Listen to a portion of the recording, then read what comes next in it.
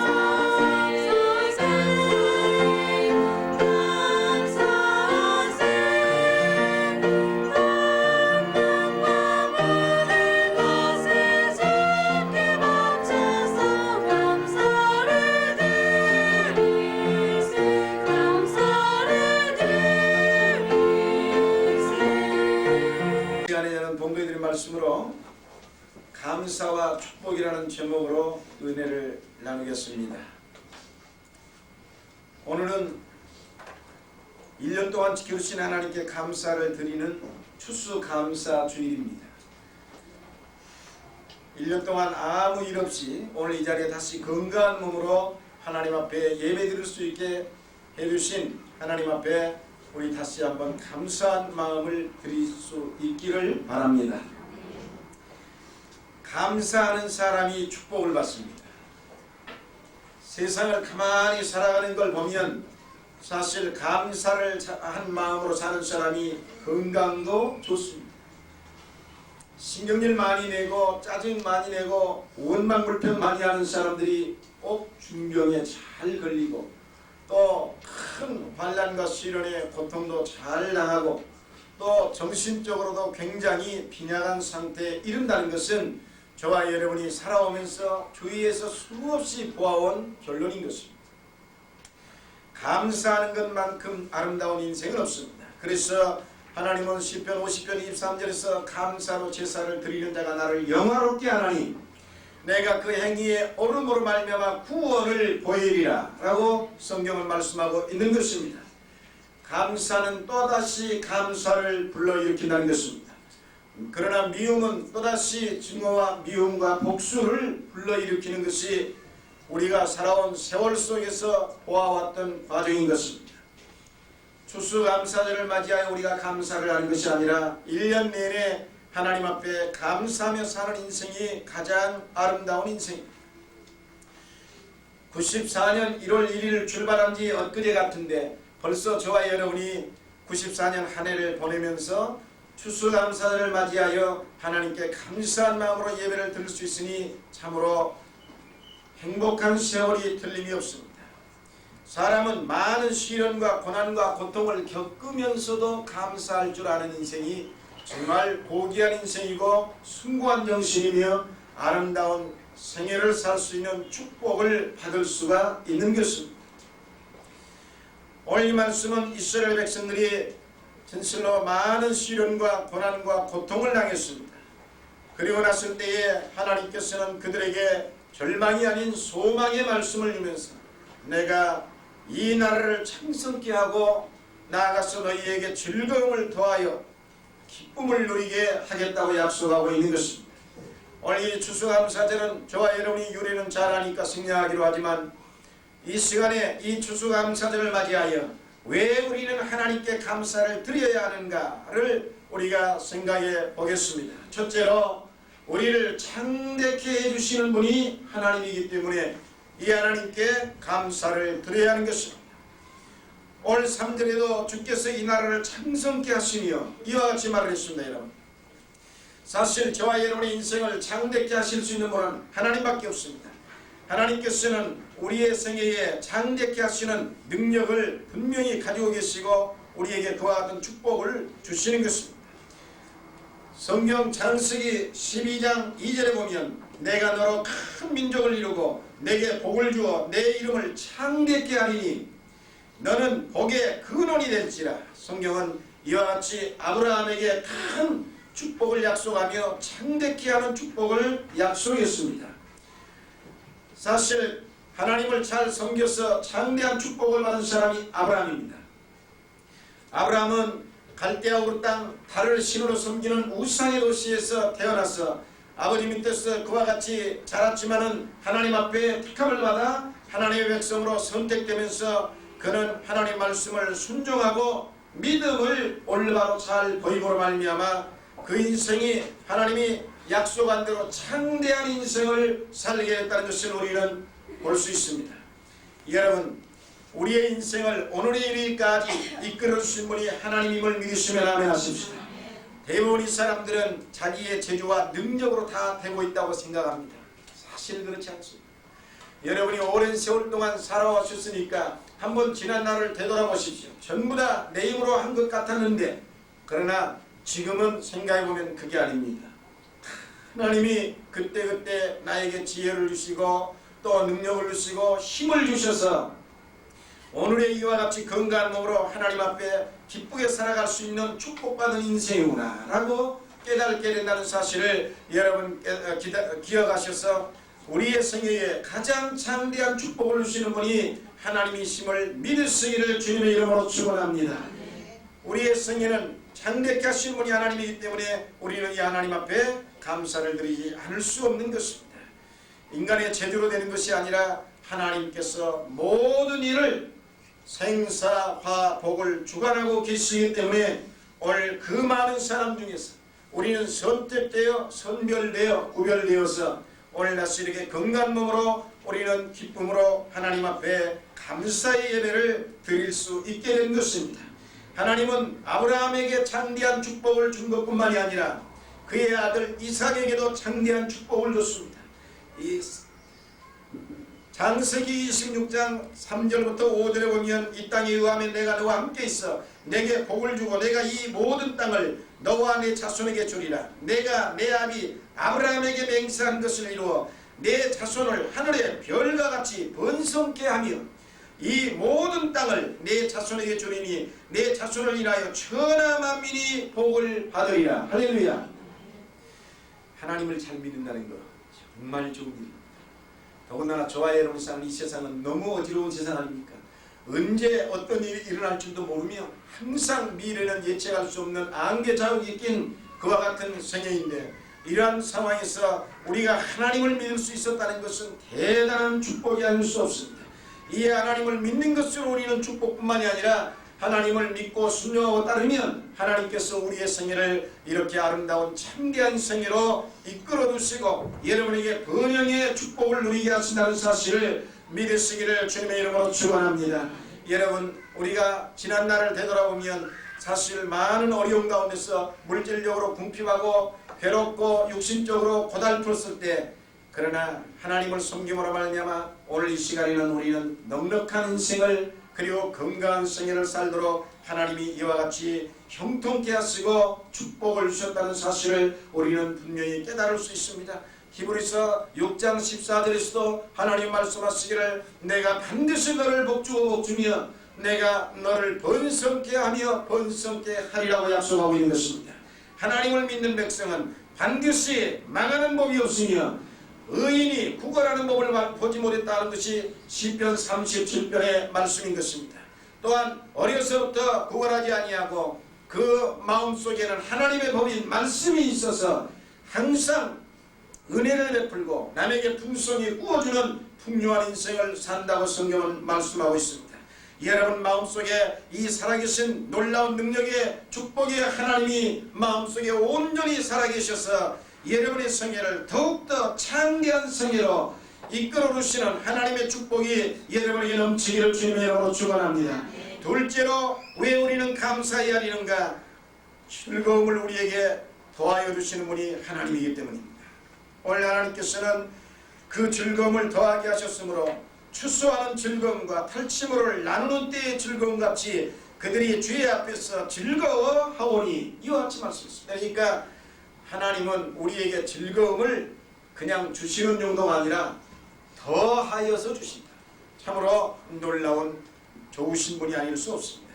이 좋으신 하나님 앞에 우리가 감사하지 않는다면 누가 이 하나님께 감사를 드리겠습니까? 즐거움이라는 어디서 오는가? 대부분이 물론 공표받은 사람에게 물질이 넉넉하게 주어지면 그 물질적인 근심 걱정에서 해방되니까 그 부분은 즐거움을 얻습니다. 육신의 질병으로 고달퍼서 병상에 누워 신음하는 고민하는 사람에게 하나님이 육신의 질병을 치료하여 주시면 그 육신의 고통에서 해방됨으로 말미암아 그 부분에서 즐거움을 얻는 것입니다. 그런데 사람은 이와 같이 이러한 즐거움을 얻게 되면 거기에서 만족하지 않습니다. 왜냐하면 모든 부분을 다 흡수하려고 하는 것이 인간의 마음이기 때문에 물질이 부족해서 물질을 채워주면 또 다른 생각이 또 들게 되어 있습니다.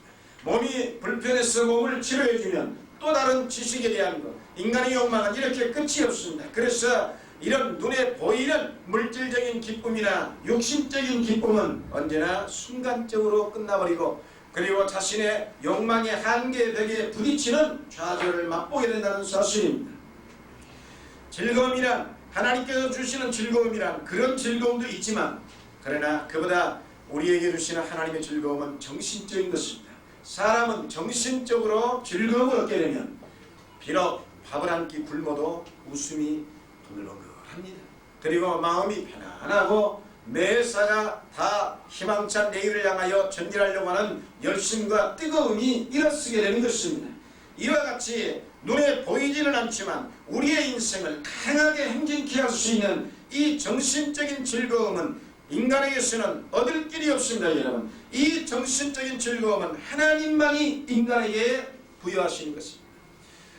대부분이 우리가 주위에 보면 권력자들이 왜 고민합니까? 권력이 없어 고민합니까? 부자들이 왜 근심합니까? 돈이 없어 근심합니까?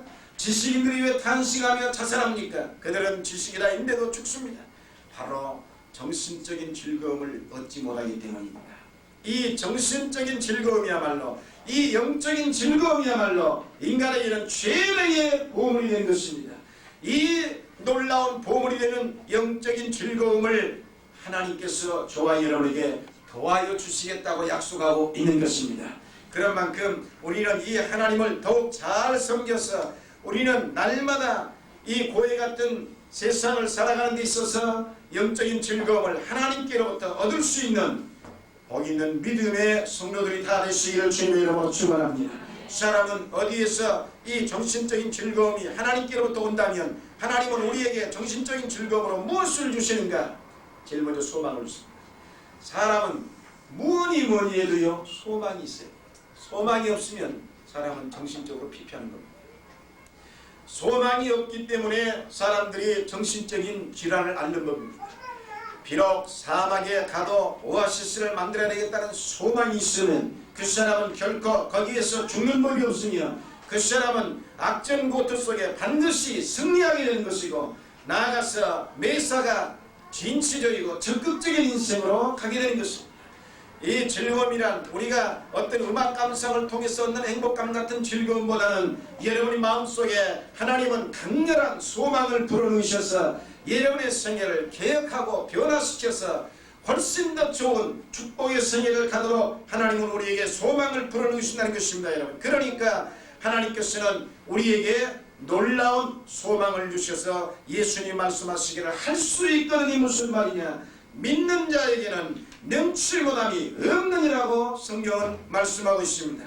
여러분 마음속에 모든 일이 뜻대로 되지 아니할 때 절망되고 낙심될 수가 얼마든지 있습니다. 인간이기 때문입니다. 그러나 그때의 문제에 짓눌려 좌절하지 마시고 살아계신 능력자 기적의 하나님을 바라보시면서 이 하나님 말씀을 통하여 하나님이 주시는 하늘의 소망이 가득가득 차고 넘쳐 여러분의 마음속에 즐거움이 충만하시기를 주님의 이름으로 축원합니다.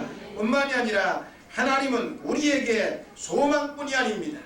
하나님께서는 우리의 인생에 생명력을 더하시는 것입니다. 여러분, 생명력은 하나님의 고유 소유권입니다. 이 세상에 어느 사람도 생명력을 더할 수 있는 분은 없습니다. 사람은 살았을 때의 그 즐거움이란 이루 말할 수 없는 것입니다. 대부분이 우리가 어떤 큰 대형 사고가 나서 사람이 죽었다면 발을 동동 구르고 슬퍼하고 통곡하지 않습니까? 그러나 실종됐다가 죽은 줄 알았는데 이 사람이 다시 생활하여 살아나왔을 때는 정말 그처럼 즐거운 기쁨이 넘칠 수가 없는 것입니다. 이것은 어떤 물질과 보상이 되지 않습니다. 어떤 권력이나 세상의 그 무엇과도 바꿀 수 없는 것입니다. 바로 이 생명을 주시는 분이 하나님인 것입니다.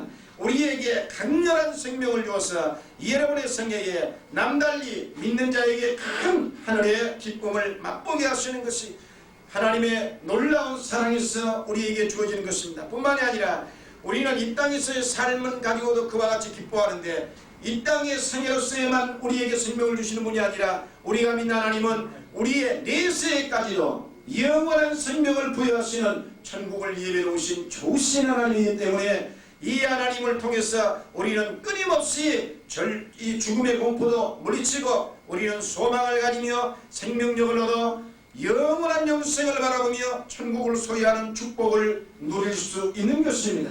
여러분 모두 다 이 하나님을 통하여 즐거움을 얻으십시오. 세상을 통하여 즐거움을 얻으면요 순간입니다. 오늘의 믿었던 사람이 내일의 배신자가 되고 원수가 되고 친구가 그렇게 다 변화되는 것이 우리가 살고 있는 이 지구촌의 인생살이인 것입니다. 오늘의 서로의 이웃 형제처럼 사이좋게 지내던 국가 간에 자신들의 유익을 통해서 배신해버리고 단교해버리는 역사는 우리가 봤지 않습니까?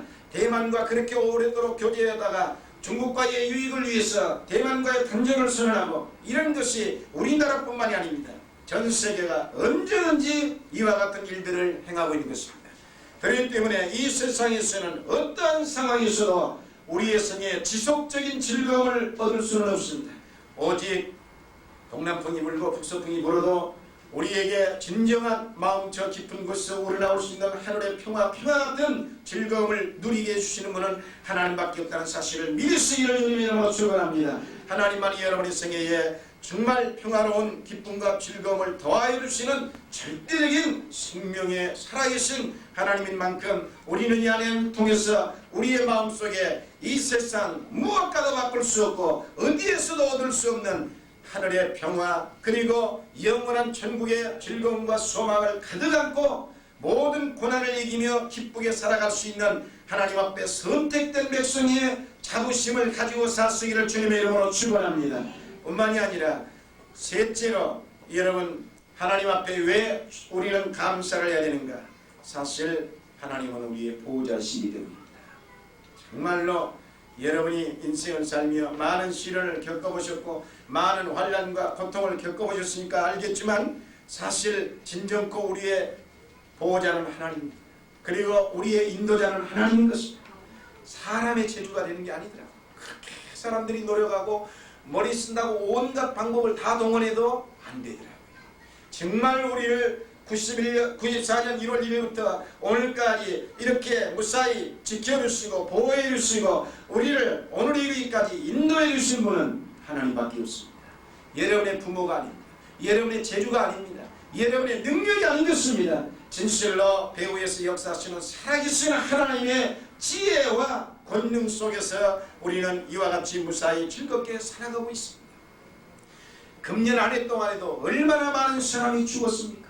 교통사고로, 병으로, 그리고 엄청난 대형 사고로, 수없는 화재로, 이와 같이 강도로 온갖 여러 각도에서 수억 많은 사람들이 죽어가고 그리고 불구의 몸이 되어버리고 엄청난 재산을 빼앗겨버리는 이런 엄청난 비극의 세월 속에서 우리는 1년을 보냈는데 그 가운데서도 하나님 앞에 택함받은 저와 여러분의 생애는 아무런 일이 없이 오히려 모든 일들이 더 잘 돼가고 있으니 얼마나 감사한 일입니까? 이것은 여러분의 재주가 아니라 하나님이 배후에서 지켜주시기 때문입니다. 나는 이 사실을 확실하게 믿습니다. 제가 여러분에게 정말 깜짝 놀랄 만한 간증을 하나 이야기하겠습니다. 제가 친히 겪은 아주 엄청난 일이었는데 이것이 무사히 하나님의 보호하심 속에서 좋은 효과로 나타난 걸로 생각합니다. 제가 살고 있는 집이 모든 게 이제 열심히 그냥 살아야 되겠다 생각하고 지하실이라도 그게 좋다 생각하고 그냥 사는데 물이 안 나옵니다. 물이 안 나오니까 도저히 견딜 수가 없어서 이사를 할 각오를 하고 방을 찾아 헤맸어요. 그런데 물이 그냥 잠깐 한두 시간 안 나오는 게 아니라 보통 3일, 4일, 5일 한 방울도 안 떨어져요. 그러다가 또 떨어지면 쫄쫄쫄쫄 이렇게 떨어집니다. 그러니까 보통 고통스러운 일이 아니더라고요. 그래서 다른 지하라도 하나 들어가야 되겠다 생각하고 돈이 없으니까 지하를 하나 들어가야겠다 생각했는데 그래 벼룩시장을 한번 이렇게 보니까 집이 하나 나오는데 거기에 보니까 25평형에 매매란도 보고 방세칸란도 보고 다 봤는데 전세가 보통 4,500 지하도 그러더라고요. 지하도 3,900 대부분이. 그래 이렇게 보니까는 매매란을 한번 묻히고 봤는데 거기에 집을 25평형인데 방이 3개고 거실이 넓은데 방을 4,500에 판다고 나왔어요. 그래서 그거나 똑같네. 거기에다가 수협에서 융자를 500인가 끼고 받고 있대요. 그러니까 실제 금액은 3천 몇백만 있으면 들어간다는 거예요. 그래서 그 사람하고 통화를 해가지고 차라리 이 집을 그러면 사버리는 게 좋겠다 그렇게 생각을 했어요. 적은 돈 가지고 그냥 사는 거니까. 그래서 만나자고 하고 약속을 해서 몇 번 만나봤는데 가서 이제 집을 봤습니다. 그러니까 아주 좋아요. 지하도 그저 계단 한 서너 개밖에 안 내려가요. 아주 얕은 지하고 그래서 참 좋구나 생각하고 거실도 있고 방도 3개고 다 도시가스고 그래서 너무 싸고 그래서 이상하다고는 생각을 했지만 그래도 자기가 급하니까 이렇게 팔겠지 생각하고 달라들었는데 이게 이제 계약을 했어요. 그래 사기로 하자. 그래 다 돌아보고 몇 번씩 하고 아무 이상이 없느냐. 그러니까 없대요. 한 60이 넘으신 아주 점잖하게 생긴 부인인데 이 부인이 이렇게 자기가 주인이니까 그렇게 얘기를 하길래 믿었지요. 그리고는 계약을 해놓고 이제 며칠날 우리가 들어가겠소 라고 얘기를 했습니다. 그런데 계약금을 건네주고 그리고는 나는 속으로 무슨 생각을 했냐면 돈이 3,100밖에 없으니까 3,100 주고 나머지 부족한 것은 내가 청약저축통장을 붓는 것이 있으니까 그걸 갖다가 집을 사면은 융자가 된다는 것을 제가 은행에서 물어보니까 알았어요. 그래서 그걸 담보로 잡으면 융자를 해준다는 겁니다.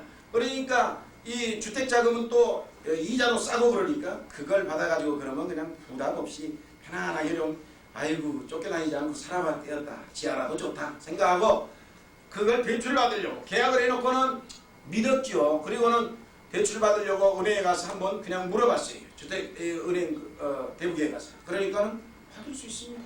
그거 다 소리만 해오시면 언제든지 해드립니다. 언제든지 됩니까? 며칠 전에 됩니까? 언제든지 된대요. 소리만 해오래. 그런데 일단 등기부 등본을 한번 가져오시라고 그래요.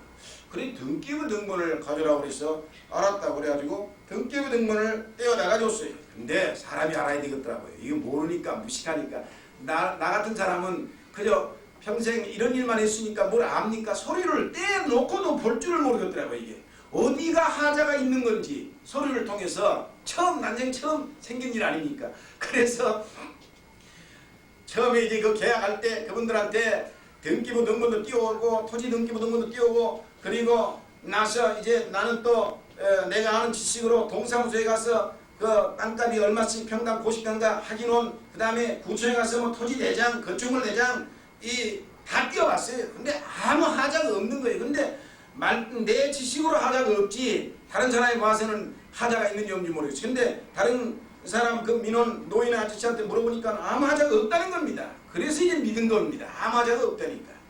그래서 믿고는 그렇게 했는데 계약하는 날 그걸 이제 등기부 등본하고 토지 등기부 등본 띄우라고 그러는데 등기부 등본 한 통만 띄우고 토지 등기부 등본을 안 띄웠더라고요.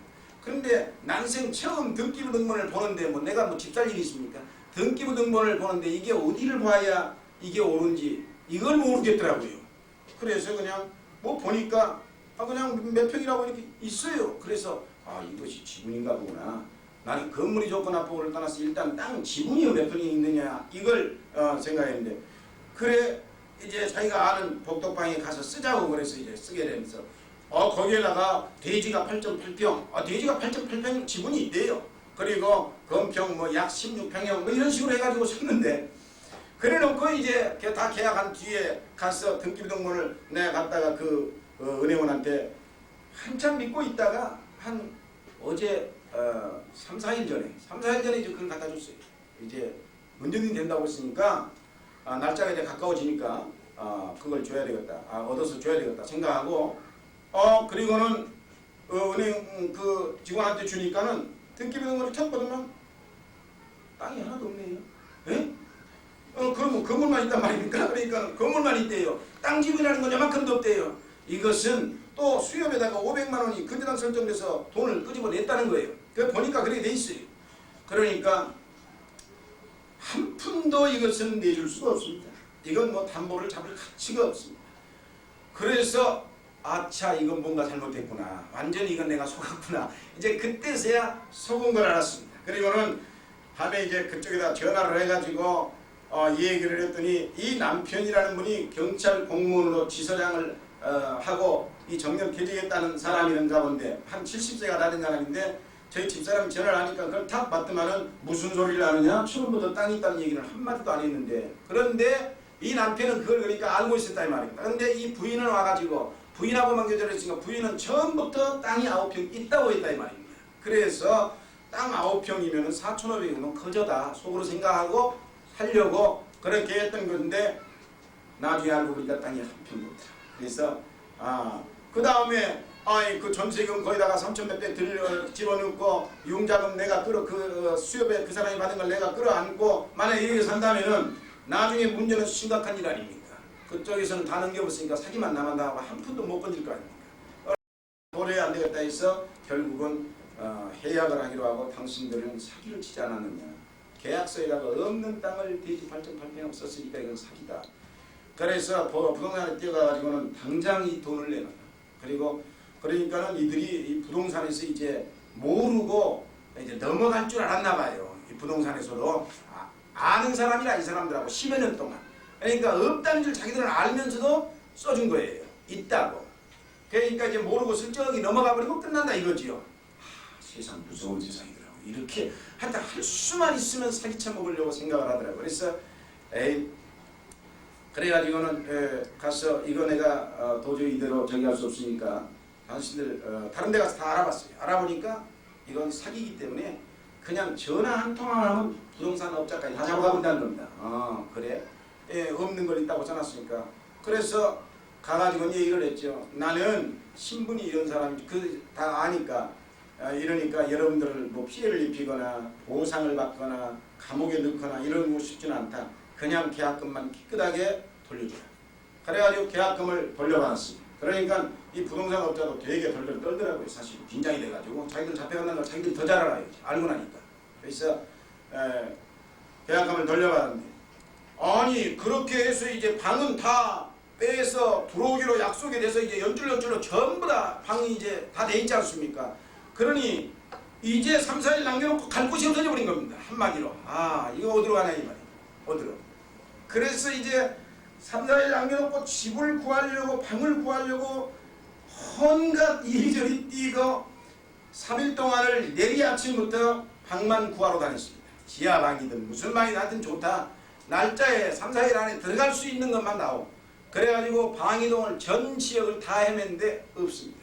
있긴 있는데 엄청나게 비싼 최하가 5,500부터 7,500까지 그런 방밖에 없어요. 아주 뭐 단독주택 전체라든지 무슨 뭐 상가 건물 떡이라든지 그런 거 외에는 들어갈 길이 없더라고요. 그래서 큰일 났구나. 그래가지고 방을 구하려다 못해서 아니 돈 3천 몇백 가지고 뭐 어떻게 이거 들어갑니까? 도저히 들어갈 방법도 없고 그래서 여러 궁리하다가 고민을 하다가 생각이 났어요. 그래, 에이 이기겠다 모르겠다, 이 돈 가지고 들어갈 수 있는 최선의 좋은 방법은 뭔가 라고 생각하니까, 그렇지 않아도 이 방이동에 분양을 많이 하고 있거든요. 집들 빌라들을 막 지어가지고 분양을 많이 하니까 천상 비어있는 집을 들어가야 되는데, 비어있는 집이라는 건 새로 지은 분양하는 집밖에 없다 이 말입니다. 그래서 달려가가지고는 모르겠다 생각하고는 분양하는 새로운 집에 지하방을 계약을 해봤습니다. 에이 이걸 주고 융자 끌어안고 하여튼 한번 부어보자. 방법이 없으니까. 그래서 결국은 다시 새로 분양하는 집 지하를 사버렸습니다.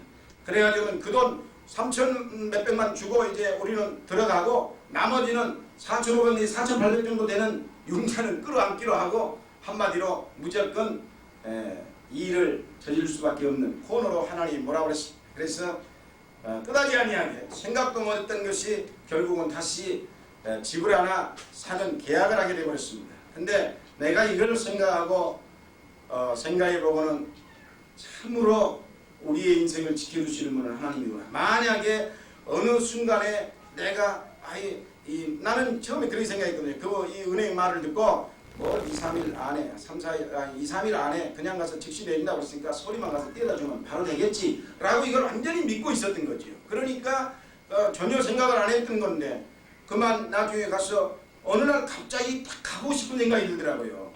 제가 물리치료를 받고 딱 나오니까는 갑자기 생각이 마음속에서 빨리 이 주택은행에 가서 한번 물어봐야 되겠다는 생각이, 이걸 더 보여줘야 되겠다는 생각이 들어서 이 등기 권리증을, 등기부 등본을 보여주니까는 바로 그때서야 그런 일을 합니다.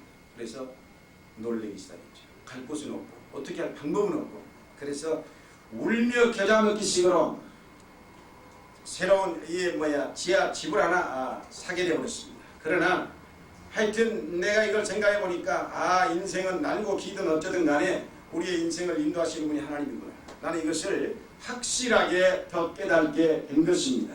그러니 여러분의 인생이 우리의 인간의 재주와 노력과 지식으로만 된다는 것은 아닌 것 같습니다.